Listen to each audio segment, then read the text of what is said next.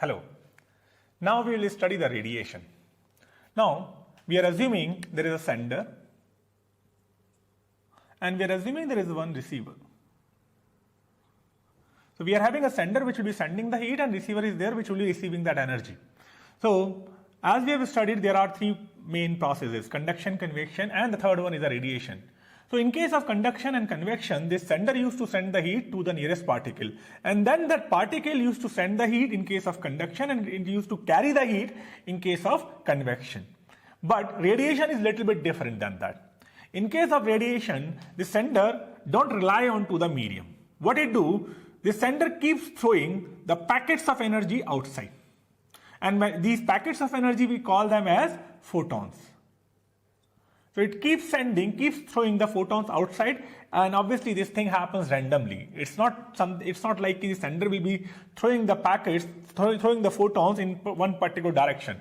It will be throwing in all possible directions. So basically these photons, they will directly go to the receiver without the need of this medium. Sometimes these photon gets consumed by the medium also, but we don't care about that. If they will get consumed by the medium, it is either conduction or convection. But in case of radiation, they just throw it.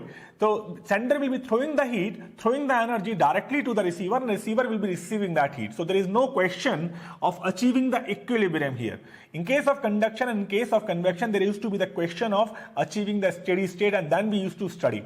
Here, the process starts from the very beginning. From the very beginning, sender will be throwing the energy, and from the very beginning, receiver will be receiving those packets. It will be receiving those energy, and the flow of energy will be taking place from the sender to receiver. This process is known as radiation. So in this process, if you want to study this process, there are four basic things which happens. So let's talk about a system. So if I'm having some random system, this random system, and we are only talking about the radiation right now. So this random system keeps receiving the energy through radiation, and this random system, this is my system, keeps emitting the energy out of the system. This is my random system. Let's assume the temperature of this system to be T, and outside temperature, let's assume T0. So this is the energy incident upon the system. This is the incident energy, and obviously this incident energy is coming from the surrounding. So whatever surrounding is emitting, it will be received by the system. Or not whatever, some portion of the emission done by the surrounding will be received by the system. So this incident energy which is incidenting upon the system, part of this energy, my system will absorb. Some part of this energy, some part of this incident energy, I'm calling this I. Some part of this incident energy our system will absorb, and the remaining portion, if you see, it will reflect. So I'm calling it R.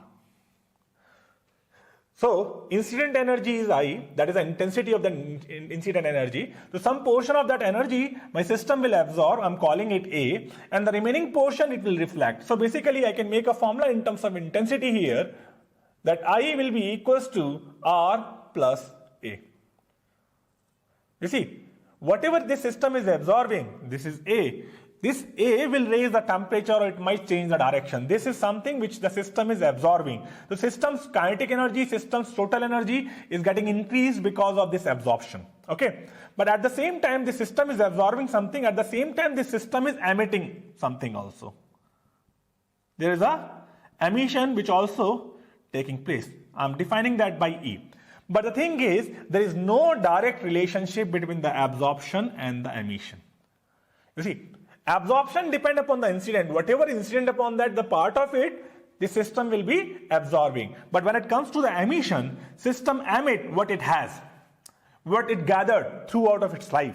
So the emission will be corresponding to T, but the absorption will not be corresponding to this T temperature. It will be depending upon the T0, because the incident energy will depend upon this T0 temperature. So my emission and absorption, they will not be directly connected. They will be indirectly connected, but not directly. So you see, these three processes are connected separately, and this process is separate. This emission is a separate process, and these three processes are separate. Now in case of radiation, we don't study these processes. What we do, we only study this one. Because you know, this emission, ultimately this incident energy is nothing but emission by something.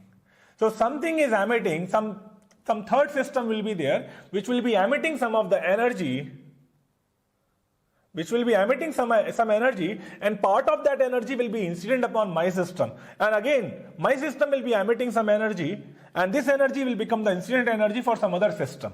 So if we know how to study and how to calculate this emission corresponding to my system, we can calculate the incident corresponding to my system. We can also calculate absorption because this thing depends upon the incident. And we can also calculate the reflection because reflection is nothing but incident minus absorption. Okay, so the thing is, we will study this process. Emission is the process we want to study in case of radiation. We want to study how the sender will be sending the heat, with what rate it will be sending the heat, and that is defined as emission. Okay, so one by one we'll study these processes. We'll study the emission, we'll study the absorption, and then we'll study the reflection in this chapter. Okay, thank you.